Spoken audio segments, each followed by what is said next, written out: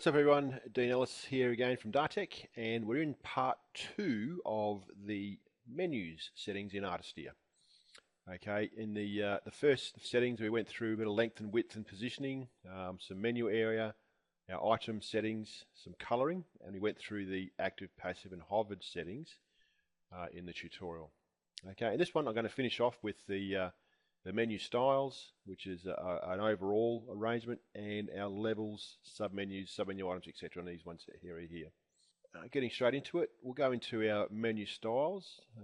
Basically all this is how you want the menu to appear. Pretty much does the whole lot, all the settings for you as one setting. So if you're a bit lazy like me and you just want to use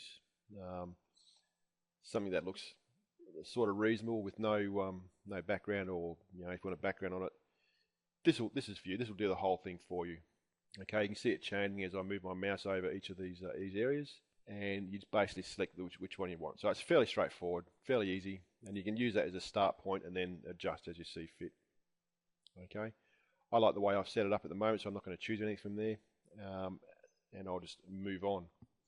So we have our levels here. This button here shows you how the submenus will appear in Joomla. Right? You can have no submenus. You can have a multi-level submenu or an extended menu where it actually has the submenu appearing out. You can have multi-column menus, okay, or you can have what artists here call it a mega menu, but I guess if you like mega menu, then that's fine. Or you can have a mega menu extended. Okay, notice how it's basically the extended side of it is it grabs the settings from the button and brings it down to make it look like one large button.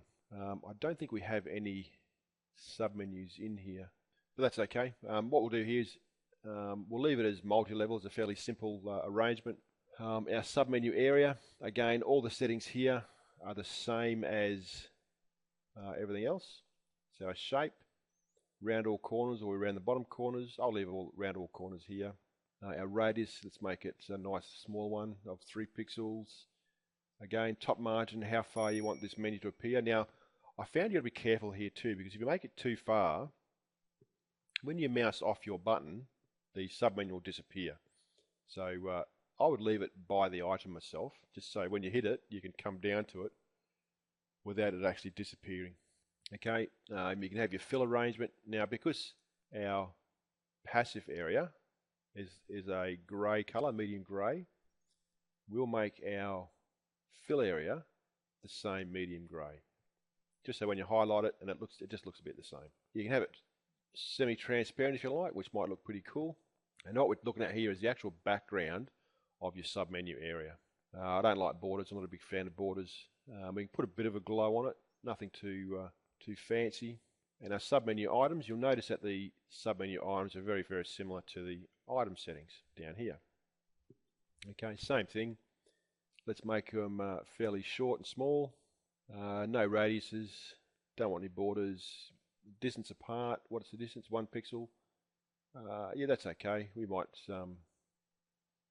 make it 4 pixels, make it a little bit bigger. We don't want any separators. No gradient, that's fine. Font family, we'll leave it at Comic Sans, and our font family size for Contact Us was 16, so I might just make this 14, just so it shows being a little bit bigger. Okay, and there are the options there. Now you can go to font options again, brings up the another dialog window with all the options of your font, all well and good, and you can change it from there if you like.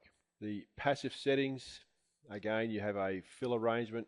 I'd just leave that blank at the moment, but again, you can change all your passive settings for your submenu, and you can change your hovered settings as well. Okay, notice there's no active setting on your submenu. The reason for that is as soon as you click the button, the submenu disappears. So there's no active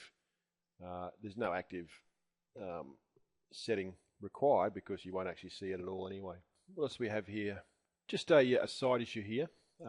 I wanted to bring back to just to make sure, if you've played the Joomla before and you know how to get submenus popping up from your menu item through the module, if you have your Artisteer menu set to no submenus, it's not going to matter what you do in Joomla it will never display a submenu. So just be aware that in the level section here, if you want to use submenus, and I suggest you'd always want to use submenus on your website because you don't know how big your website might be, I would suggest you just use multi-level or set it to one of the 4 below, no submenus, because at least that way you'll have the option when you get into Joomla or any other menu for that matter, but we are looking at Joomla here.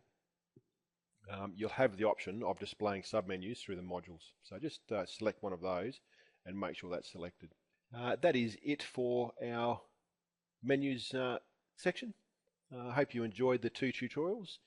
I'll put a link up to the part 1 of the tutorial there if you missed that, so you can have a look at that first. If you do like it, hit the like button and subscribe to my channel. I'd appreciate that, and I'll catch you on the next tutorial.